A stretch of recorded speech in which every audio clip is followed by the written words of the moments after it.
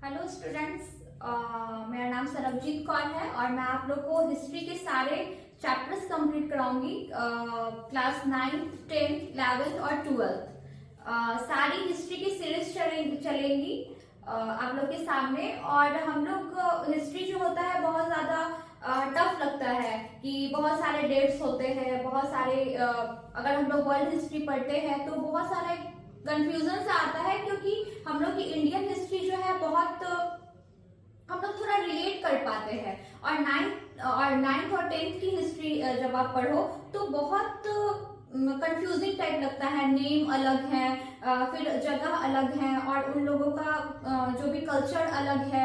तो खैर हम लोग को पढ़ना तो है ही। और 9th आप लोग बहुत अच्छे से पढ़ो। और 10th जो है, 10th क्लास की जो हिस्ट्री है बहुत ही इंपॉर्टेंट है। 9th आप क्लियर करोगे तो 10th जो है बहुत ही ऑटोमेटिकली बहुत अच्छे तरीके से आप समझ पाओगे। अगर आप सोचोगे कि कोई एक चैप्टर हम स्किप करके निकल जाएं तो ये पॉसिबल नहीं होगा।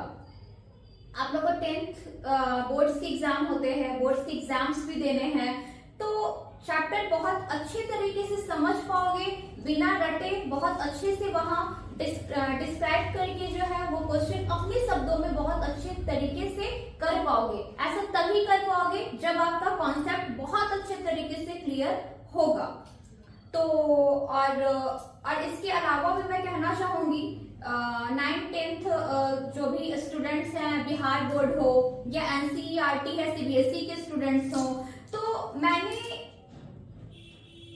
चैप्टर शुरू करने से के पहले मैं ये बता दूं कि मैंने 9th जो भी मतलब एनसीईआरटी है या बिहार बोर्ड है, बीटीबीसी है, एनसीईआरटी और बीटीबीसी जो भी बुक्स स्टेट्स जो भी बुक्स चलाती है वो सबको मैंने मर्ज करके आप लोग के सामने बहुत ही सरल शब्दों में और बहुत ही रोचक तरीके से प्रस्तुत करने की एक छोटी सी कोशिश की है। और कि बहुत अच्छे तरीके से आप समझ पाए, बहुत ही इजी वे में। और मेरे ख्याल से आप और कोई भी मतलब बुक्स उठा के जो भी रेफरेंस बुक होती है उसको उठा के पढ़ने की जरूरत नहीं पड़ेगी। अगर आप चैप्टर्स और वीडियोस जो है बहुत अच्छे तरीके से समझोगे, बार बार समझोगे, उसको बार बार देखोगे और राइटिंग करने की कोशिश करोगे तो हिस्ट्री बहुत अच्छे तरीके से आप निकाल सकते हो। तो आज का जो चैप्टर है 9th क्लास का चैप्टर है, चैप्टर नंबर 3, फ्रांस की क्रांति। तो फ्रांस की क्रांति हम बहुत ही स्टोरी वे में समझने की कोशिश करेंगे। तो आखिर फ्रांस की क्रांति आखिर क्यों हुई? तो अचानक से तो कोई भी क्रांति जो है वो अचानक से नहीं हो जाती, उसके पीछे कुछ न कुछ रीजंस चल रहे होते हैं, कुछ न कुछ कारण रहते हैं, कुछ न कुछ असंतोष रहता है। किसका? जनता का ही असंतोष रहता है, तभी तो क्रांति होती है।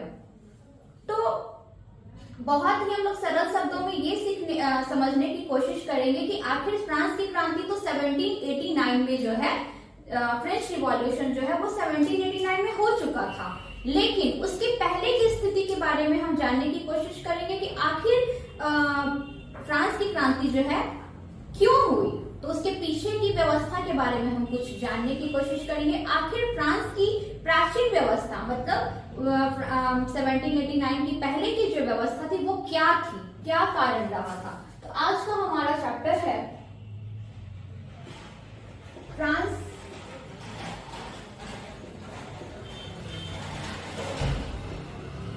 की क्रांति 1789 में हुई। ये बहुत ही इंपॉर्टेंट डेट आप याद रखोगे कि 1789 को फ्रांस की क्रांति हुई। तो अब हम ये देखते हैं कि ये तो एक यूरोपीय देश है फ्रांस, ठीक है। 1789 में ये क्रांति हुई। उसके पहले भी हम देखते हैं कि अमेरिका स्वतंत्रता संग्राम इसके पहले हो चुका था। यूरोपीय देश तो वहां भी थे, लेकिन अमेरिका में भी 1776 में जो है क्रांति हुई, ठीक है। 1789 में फिर फ्रांस में क्रांति हुई। तो यूरोपीय देशों में भी बहुत उथल पुथल मच रहा था, जनता असंतोष थी, जनता मतलब संतुष्ट नहीं थी। राजा के शासन से और आर्थिक जो परिवेश था, हर तबका जो है, हर एक वर्ग जो है बहुत हद तक परेशान हो चुका था। तो इसीलिए जो है हम हर एक तबके के बारे में जानेंगे कि आखिर क्या हो रहा था। उसके पहले हम फ्रांस की क्रांति जो हम लोग पढ़ते हैं, तो उसके पहले हम जाने कि आखिर फ्रांस की पुरातन व्यवस्था क्या थी। अगर कहें हम तो फ्रांस में एक राजवंश था जिसको बोलते हैं बुर्बो राजवंश। ठीक है, फ्रांस में जो है 1789 के पहले जो है और बुर्बो राजवंश का शासन था। तो उस टाइम जो है लुई 16वां जो है अपने आप को क्या कहता था, मैं ही राज्य हूँ।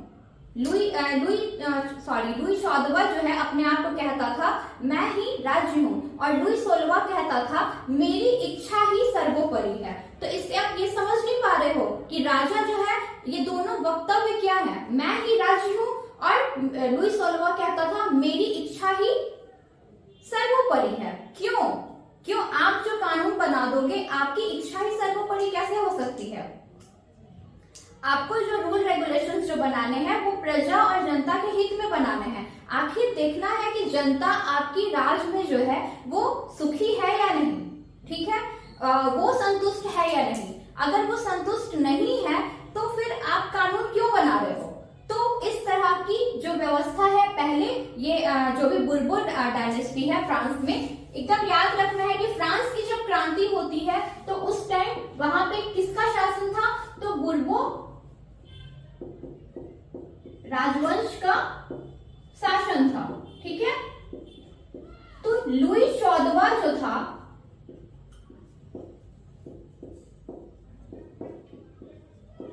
लुई 14वां के बारे में मैंने तो आपको बता दिया कि ये कहता है मैं ही राज्य हूं, आई एम द स्टेट।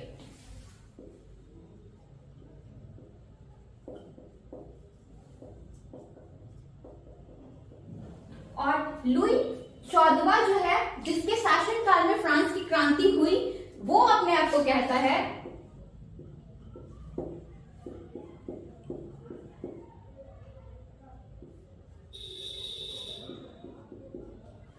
मेरी इच्छा ही सर्वोपरि है। तो ये दोनों मतलब कोटेशन से ये समझ में आता है कि इनकी तानाशाही जो है वो बहुत ही चरम सीमा पे थी, और यहाँ तक कि जनता बहुत ही दुखी थी। इस मतलब हर तरह से जो है जनता के साथ क्या होता था, एकदम बहुत ही खराब व्यवहार होता था। तो यहाँ तक कि फ्रांस की जो पुरातन व्यवस्था को हम देखें तो बहुत अच्छी नहीं थी, बहुत ही बेकार स्थिति थी। तभी तो जनता उद्वेलित हो जाती है क्रांति की तरफ। ठीक है, कोई भी जनता जो है अपने देश में जो है नहीं चाहती है खून खराबा हो, लेकिन जब उसके अधिकारों का हनन होता है तो जनता भी सोचती है कि नहीं, अब तो हमको अपने अधिकारों की मांग करनी ही होगी। तो इसी तरह से है जनता क्योंकि राजा उनका सपोर्ट कर नहीं रहे हैं, आखिर जनता कहाँ जाएगी? जनता अपनी प्रॉब्लम्स कहाँ रखेगी? राजा के सामने ही रखेगी। तो उस तरह देखते हैं कि बहुत ही खराब स्थिति पहले से ही है जनता की। उसके बाद देखते हैं कि समाज जो है, उस टाइम का जो पुरातन व्यवस्था जो है बहुत ही, मतलब हम पहले फ्रांस की क्रांति से पहले अगर पुरातन व्यवस्था को थोड़ा देखें तो फ्रांस की पुरातन व्यवस्था क्या थी?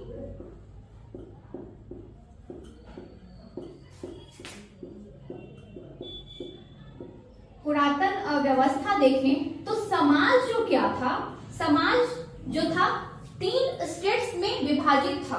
तो 3 स्टेट्स में विभाजित था। प्रथम स्टेट्स में क्या आता था, एकदम याद रखना है आप लोग को, क्योंकि एकदम मतलब ऑब्जेक्टिव में भी ये सारे क्वेश्चंस पूछे जाते हैं। अगर आप ये सोचो कि अभी हम 9th क्लास है तो हम निकल जाएंगे, आगे कोई भी कॉम्पिटिटिव एग्जाम होगा तो उसमें पूछ लिया जाएगा कि स्टेट्स क्या था। बहुत ही सिंपल है कि स्टेट्स जो है वर्ग को कहते थे। ठीक है, क्योंकि समाज फ्रांस की जो पुरातन व्यवस्था में समाज जो है ये सामाजिक वर्ग है। ठीक है, जिसको स्टेट्स कहते थे।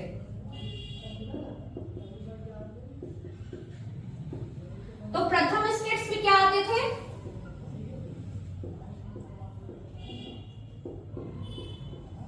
प्रथम स्टेट्स में पादरी आते थे, पादरी वर्ग आते थे। हम लोग क्या करेंगे, इन तीनों वर्गों के बारे में हम एनालाइज करेंगे कि आखिर तीनों वर्गों की स्थिति क्या थी। ठीक है, प्रथम स्टेट्स में पादरी आते थे, एकदम याद रखना।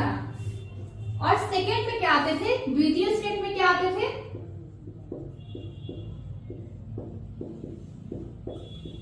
द्वितीय स्टेट्स में जो है कुलीन वर्ग आते थे।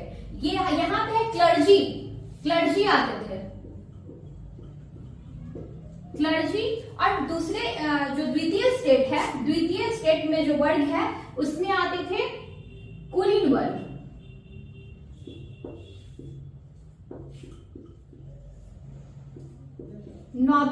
नॉबिलिटी। और तृतीय स्टेट में क्या आते थे?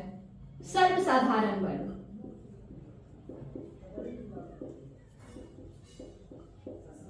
सर्वसाधारण वर्ग आते थे, जिसमें डॉक्टर हो गए, इंजीनियर हो गए, शिक्षक हो गए, etc। तो अब हम देखते हैं ये जो प्रथम स्टेट, द्वितीय स्टेट और तृतीय स्टेट, ये दिख तो रहा है कि प्रथम स्टेट में ऊपर के पायदान पे ये है, फिर नीचे कुलीन वर्ग है, उसके बाद सर्वसाधारण वर्ग है। तो हम क्या देख रहे हैं? इनमें से जो है जो जितने भी स्टेट है इनकी स्थिति बहुत ही भिन्न है। इन लोग को बहुत ज्यादा मतलब बहुत जमीन आसमान का अंतर होता है। ठीक है, पादरी वर्ग की जो स्थिति है, प्रथम स्टेट की जो स्थिति है, पादरी वर्ग की स्थिति बहुत ही अच्छी है। इनकी जो जीवन व्यवस्था है, मतलब जो इन लोग का इतना विलासितापूर्ण ये जीवन व्यतीत करते हैं, कुछ कहने का नहीं। ठीक है, हमेशा भोग विलास की स्थिति में रहते हैं। मतलब चर्च का मतलब कह लो ना, एक भ्रष्ट एक चर्च क्या होता है?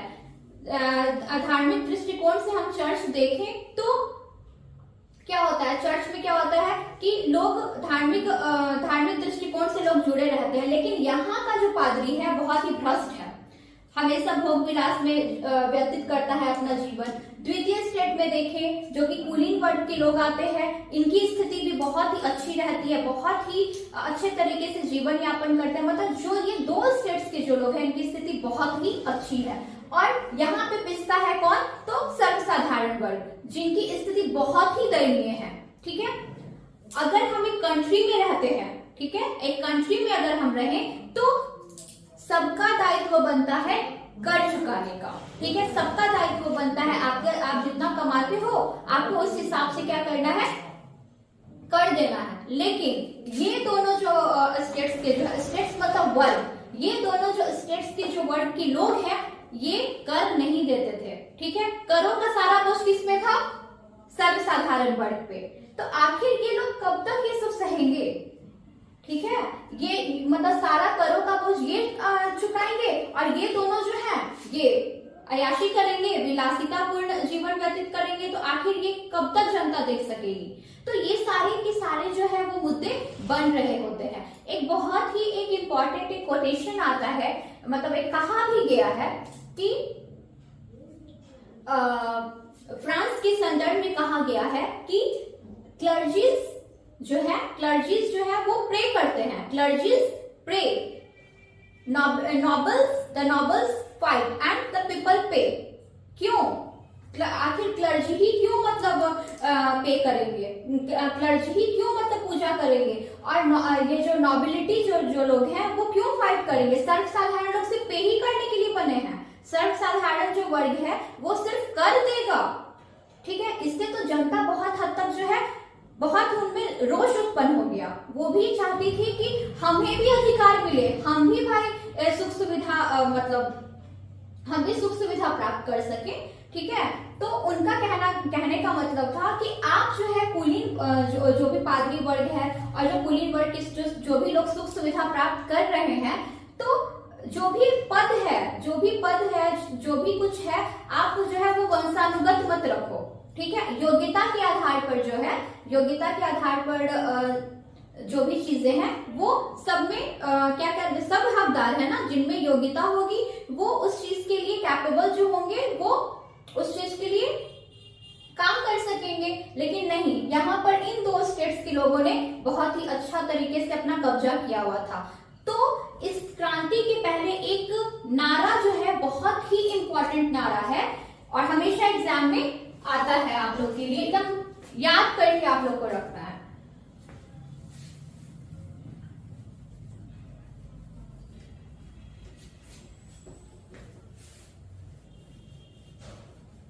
तो हम पहले ही देख चुके कि थर्ड स्टेट्स, तीनों स्टेट्स के बारे में हम लोगों ने क्या देखा कि तीनों स्टेट्स जो है इनकी स्थिति बहुत ही अलग अलग है, ठीक है, और सारा करों का जो बोझ है वो तृतीय स्टेट के ऊपर है। तो फिर इस क्रांति के पहले एक जनता ने आवाज उठाई। क्या आवाज उठाई? स्वतंत्रता, समानता और बंधुत्व का नारा दिया। बहुत ही इंपॉर्टेंट ये क्वेश्चंस आ सकते हैं आपके एग्जाम में कि किस क्रांति से यह नारा जुड़ा हुआ है।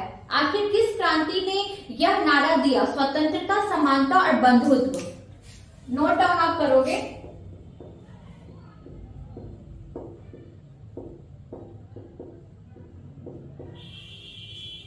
स्वतंत्रता, समानता और बंधुत्व।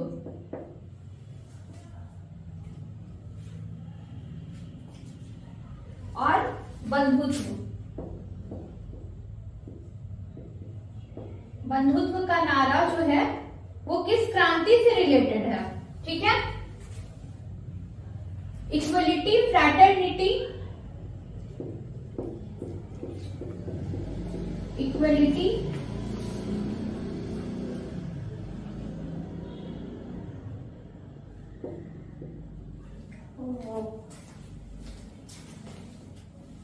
देखो तो आपको पहले ही मैंने ये बता दिया है कि तृतीय स्टेट के बारे में जो तीनों वर्गों की जो स्थिति है वो बहुत ही अलग अलग है, ठीक है। तो अब ये सारी जो स्थितियां जनता देख रही है उन लोगों के साथ मतलब बहुत ही बेकार स्थिति है। क्यों? क्योंकि करों का सारा बोझ जो है सर्वसाधारण वर्ग के लोग कर रहे हैं और ये जो पादरी वर्ग है और जो भी मतलब कुलीन वर्ग के लोग हैं वो उन करों के ऊपर जो है बहुत ही अच्छे तरीके से विलासितापूर्ण जीवन व्यतीत कर रहे हैं। तो जनता भी बहुत मतलब अवेयर हो गई कि अब हम कर नहीं दे सकते हैं, हमारी स्थिति भी अच्छी नहीं है। क्योंकि अच्छी नहीं होने के कारण क्या है? क्योंकि हर तबका जो है बहुत ही अच्छे तरीके से परेशान है, हर तबका। यहाँ तक कि अगर व्यापार के दृष्टिकोण से हम देखें तो गिल्ड क्या था? एक व्यापार संगठन था जो क्या करता था, जो तृतीय स्टेट के जो लोग हैं जो व्यापार करते थे, गिल्ड क्या करता था? उस पे क्या करता था?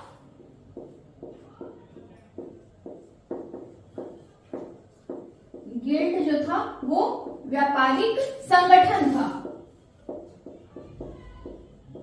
और ये संगठन जो है गिल्ड व्यापारिक जो संगठन था ये क्या करता था? जो लोग व्यापार करते थे उनके व्यापार के पे क्या करता था? और ज्यादा टैक्स लगा देता था। अब इन टैक्स लगाने से क्या होता था? व्यापारी और ज्यादा परेशान होते थे। वो क्या करते थे? मुक्त व्यापार कर नहीं पाते थे, ठीक है। उस पर इतना ज्यादा आप टैक्स लगा दोगी तो वो व्यापार कैसे कर पाएगा, ठीक है। उसके बाद जो है मतलब हर तबका परेशान था। यहाँ तक कि चर्च में जो है कैथोलिक धर्म का ही बोलबाला था, कैथोलिक धर्म का बोलबाला था। और प्रोटेस्टेंट जो थे, वहां के जो लोग थे फ्रांस में, जो प्रोटेस्टेंट जो मतावलंबी थे उन पर जो है बहुत तरह तरह के अत्याचार होते थे। तो अब ये सारी स्थितियां जो है बहुत ही बेकार स्थिति हो रही है, हर तबका परेशान है। तो फिर जनता जो क्या है, जनता क्या करती है? वो एक नारा देती है। क्या? स्वतंत्रता, समानता और बंधुत्व का नारा। क्यों स्वतंत्रता चाहिए? इन जो भी स्थितियां पैदा हो रही है उसके खिलाफ स्वतंत्रता चाहिए, समानता चाहिए। क्यों समानता चाहिए? कि आप कुलीन वर्ग को जो समानता है वो सर्वसाधारण वर्ग को भी होनी चाहिए, क्योंकि सर्वसाधारण वर्ग के पास ना पैसे की कमी थी और ना ही योग्यता की कमी थी। उनमें योग्यता भी बहुत ज्यादा था, लेकिन अब शोषण करने का एक तरीका होता है, ठीक है। आप कैसे किसी पे शोषण कर सकोगे? अब क्या है, थर्ड स्टेट को दबा देता था ये लोग, और करों का सारा बोझ, जैसे मैंने पहले ही बताया, तो करों का सारा बोझ जो है इन पर ही था। तो स्थिति बहुत ही बदतर होती जा रही थी, मतलब हर तबका जो है वो परेशान जो है वो हो रहा था। तो यहाँ तक कि यहाँ तक कि जो गिल्ड जो है, ये तो मैंने बता दिया कि गिल्ड जो है व्यापारिक संगठन था जो बहुत ही ज्यादा मतलब रोड़ाहट का रहा था। चर्च में भी लोग बहुत ज्यादा परेशान थे, कैथोलिक जो भी लोग थे बहुत ज्यादा परेशान थे। कैथोलिक धर्म जो मानने वाले थे वो प्रोटेस्टेंट मतावलंबी पे बहुत ज्यादा अत्याचार कर रहे थे। अब ये सब देखते देखते क्या है, एक मध्यम वर्ग का उदय होता है। मध्यम वर्ग मतलब ये सारी स्थितियां देख रहा है, और एक और वर्ग का उदय होता है जिसको बुजुर्गा वर्ग कहते हैं। कौन वर्ग कहते हैं? बुजुर्गा वर्ग कहते हैं। बहुत ही इंपॉर्टेंट, बुजुर्गा वर्ग कहते हैं। बहुत सारा एग्जाम में ये भी आता है कि फ्रांस की क्रांति जो है वो किस वर्ग की क्रांति थी, मतलब फ्रांस की क्रांति जो है वो बुजुर्गा वर्ग की क्रांति थी। बुजुर्गा वर्ग मतलब मध्यम वर्ग, मध्यम वर्ग की क्रांति थी, ठीक है। और उसके बाद हम देखते हैं कि अब ये मध्यम वर्ग जो है जब ये उदय होता है तो ये नारा देता है, फ्रांस की जो स्थिति थी और जो परिवेश उत्पन्न हो रहा था, तो क्या बोलता है कि नारा है एक फ्रांस की क्रांति का, स्वतंत्रता, समानता और बंधुत्व का नारा इन लोगों ने दिया। स्वतंत्रता, समानता और बंधुत्व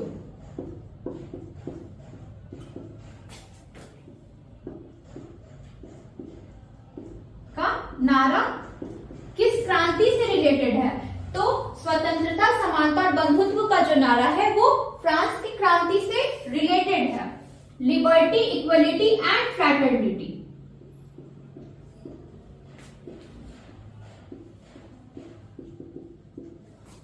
एंड फ्रैटर्निटी। आखिर क्यों? स्वतंत्रता तो इन लोगों को चाहिए ही चाहिए, ठीक है। मतलब स्वतंत्रता किसे नहीं पसंद है। आप अगर जनता को स्वतंत्र नहीं रखेंगे और तरह तरह के कर लगा देंगे, आगे हम जानेंगे। अभी तो मैंने आपको इस पहले की स्थिति के बारे में थोड़ा मैं बता रही हूँ। उसके बाद फ्रांस की क्रांति के बारे में हम लोग बहुत ही डिटेल से जानेंगे कि राजनीतिक कारण से लोग क्यों परेशान थे, सामाजिक कारण से क्यों परेशान थे, आर्थिक कारण से लोग क्यों परेशान थे। तो हम हर एक जो सेक्टर है वो देखेंगे कि आखिर जनता इतनी क्यों परेशान हो गई कि उनको फ्रांस मतलब क्रांति करनी पड़ गई, ठीक है। तो उसके बाद जो है मतलब स्वतंत्रता तो उन्हें चाहिए ही चाहिए और समानता भी चाहिए। क्यों समानता चाहिए? क्योंकि किसको नहीं पसंद है समानता हो। अगर उन लोगों के साथ जो है, पहले मैंने बताया कि जो भी स्टेट्स जो है वो वर्गों में विभाजित है और सब एक मतलब सब अलग है एक दूसरे से, ठीक है। सब अपने आप में सर्वोपरि मान रहे हैं। तो ये तो सर्वसाधारण वर्ग को बिल्कुल भी पसंद नहीं थी। और बंधुत्व भी चाहिए, भाईचारा भी चाहिए। तो इस तरह से जो है हम स्थितियां तो देखते हैं। और सबसे इम्पोर्टेंट आप लोग को मजेदार बात तो यहाँ पे ये है कि यहाँ हम लोग देखते हैं 1789 में तो फ्रांस की क्रांति